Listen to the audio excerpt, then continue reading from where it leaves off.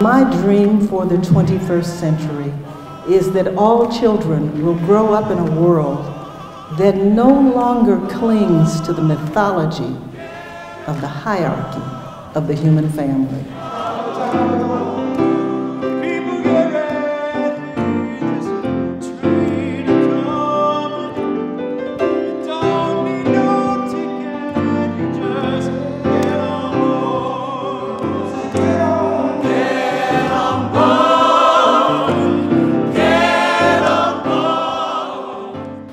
That fallacy is racism,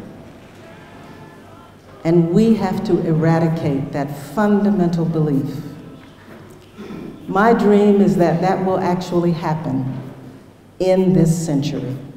But the key to getting there is truly, I believe, leading with love.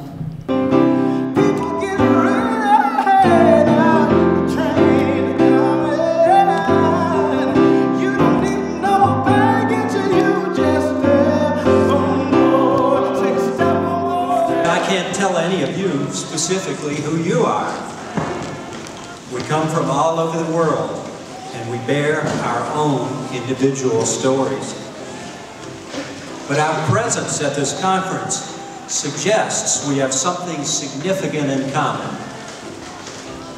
I suspect all of us are here because we want to solve a problem. We believe that a world still haunted by racism is a blemished and distorted creation.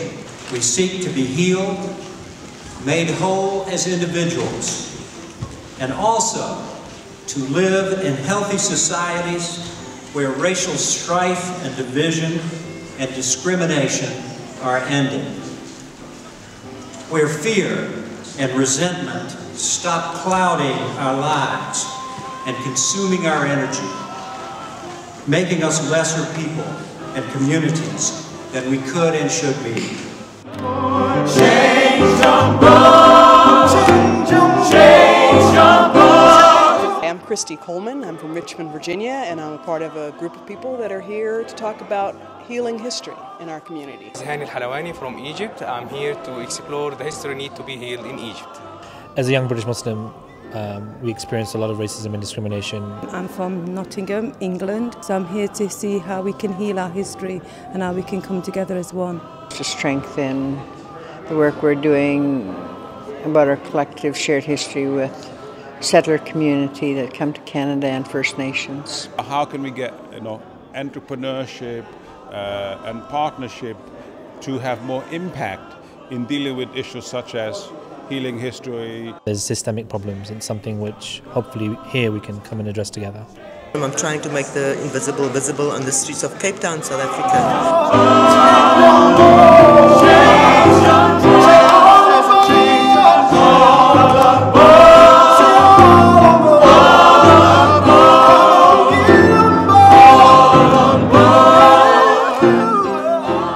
It dawned on me that we needed this kind of honest conversation in my country as well. So I spent almost 2 decades in Richmond, Virginia, once the capital of the breakaway Confederate States of America, trying to heal the legacy of Civil War and racism. My attempted solution was to create a museum that tells the whole story of the American Civil War, tells the story from all sides. The museum explores the mind-blowing irony that Union men, Confederates, and African Americans all saw themselves as fighting for the cause of liberty. My hope was that telling the story from all sides would create a place of dialogue and provide a place of mutual recognition and healing. So I'm going to end with a few questions. 1. As we look at our world today, what does overriding loyalty to humankind demand of us now? 2. Will Islamist extremism be defeated by the use of drones, bunker busters, and wide-ranging surveillance? 3. Who will work to end the bitter divide within the Muslim world, which in some ways is even tougher than the divide between the Muslim world and the Western world? Finally, if the divide between the Western world and the Muslim world is one of our challenges today, with ordinary people on both sides of the divide longing for ways of overcoming suspicion, healing wounds, preserving life, and advancing liberty, is there not a particular role, given their heritage and hard experience, for African Americans? Let us not seek to satisfy our thirst for freedom by drinking from the cup of bitterness and hatred, he said.